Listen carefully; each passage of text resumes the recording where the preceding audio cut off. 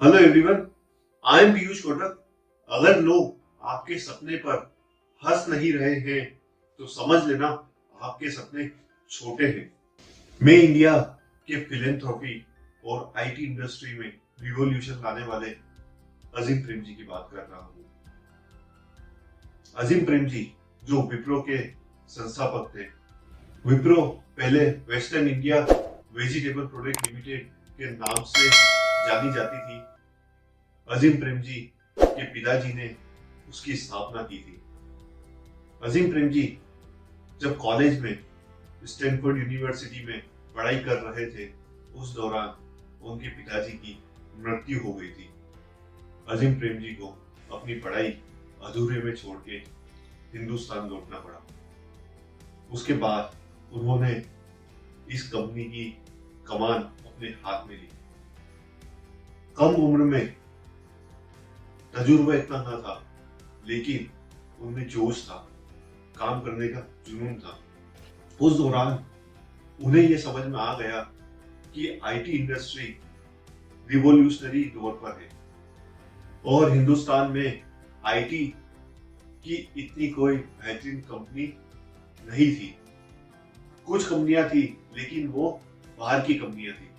तब उन्होंने देखा कि आईबीएम भी हिंदुस्तान से एग्जिट के दौर पर थी। ये एक चैलेंज था, लेकिन उनके लिए ये एक अवसर था। अजीम प्रेम जी हमेशा से कहते आए हैं कि अगर आपके सामने कोई चैलेंजेस आएंगे तो उसके दो ही रिजल्ट होते हैं, या तो आप जीतो या आप हारो। दोनों की संभावना 50-50% होती है।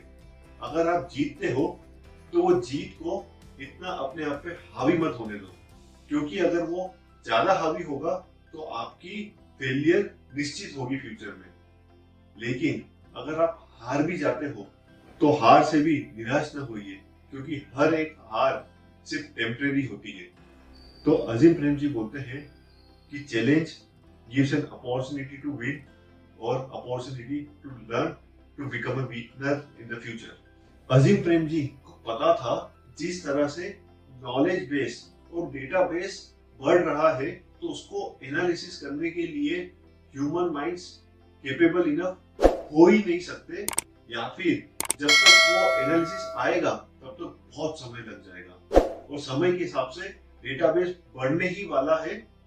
उन्होंने एक बार बताया था 1970 में जो नॉलेज बेस अवेलेबल था वो 7 साल में डबल हो जाता है, और जब 2010 की बात करें तो नॉलेज बेस को डबल होने में सिर्फ 11 घंटे ही लगते हैं। तो आप समझ लीजिए किस तरह से दुनिया का नॉलेज बेस और डेटा बेस बढ़ रहा है। तो उन्हें यहाँ पर आईटी का इंपॉर्टेंस समझ में आने लगा। अजीम प्रेम जी हमेशा से कहते आए हैं कि good is not going to be good enough. हमेशा आपको एक्सेलेंट ही बनना पड़ेगा जिस फील्ड में आप काम कर रहे हो। तो इन्होंने हमेशा ये चीज अपनी कंपनी में इंप्लीमेंट करी और अभी भी ये निरंतर प्रयास करते रहते हैं कि कैसे अपने कस्टमर को एक्सेलेंट सर्विसेज प्रोवाइड करते रहें और कैसे अपना इंप्रूवमेंट का बार को रेस करते जाए, क्योंकि ये चाहते हैं कि हिंदुस्तान की तो बेहतर कंपनी है ही, लेकिन पूरे विश्व में सबसे प्रसिद्ध कंपनी और सबसे बेहतरीन कंपनी होनी चाहिए। अजीम प्रेम जी बोलते हैं सक्सेस टैलेंट के अलावा परसिवरेंस से आती है। अगर आप जो चीज करने की ठान लो तो उसमें निरंतर आपको प्रयास करते ही रहना चाहिए और वो निरंतरता आपको सफलता की तरफ जरूर ले जाएगी। अजीम प्रेम जी एक फिलेंथ्रोपिस्ट भी है। 2021 जब पूरा विश्व कोविड से जूझ रहा था, उस दौरान रोज उन्होंने लगभग 27 करोड़ रुपए के हिसाब से डोनेट किया। टोटल उन्होंने 9,713 करोड़ रुपए का दान किया है। तो वो ये भी कहते हैं कि आपके पास जो रिसोर्सेस हैं उसके आप सिर्फ ट्रस्टी हो, आपको वो रिसोर्सेस लोगों के वेलफेयर के लिए यूज करना पड़ेगा।